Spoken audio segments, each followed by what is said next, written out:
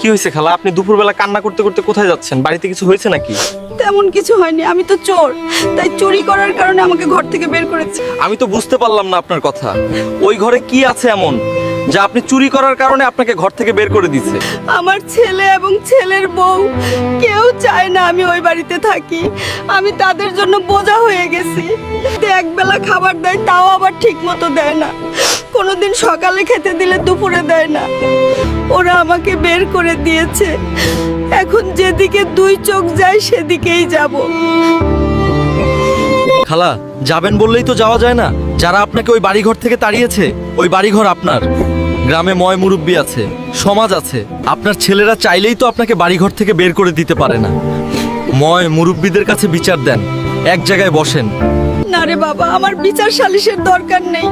আমার নিজের সন্তানই যেহেতু আমাকে চোরের অপবাদ দিয়ে বাড়ি থেকে তাড়িয়ে দিয়েছে, আমি আর ওই বাড়িতে যাব না। আমার দু চোখ যেদিকে যায় সেদিকেই চলে যাব। ওরা শান্তিতে থাকুক। ওহ, আজ অনেক খুশি লাগতেছে। তুমি কি খাবে বলো? তুমি যা খেতে চাও আজ আমি রান্না করে দিব, কারণ আজ আমাদের খাবারে তো কেউ ভাগ নিবে না। আচ্ছা, আমরা যে মাকে তাড়িয়ে দিয়ে এত ভালো ভালো খাবার খাচ্ছি, আমরা কি ঠিক করেছি? ভুল করেছি কিনা জানি না, যদি তোমার মাকে এই বাড়িতে আনার চেষ্টা করো তাহলে আমার বাবার সম্পত্তি তো পাবেই না। এই মুহূর্তেই আমার কাবিনের 10 লক্ষ টাকা দিবে, মনে থেকে যেন।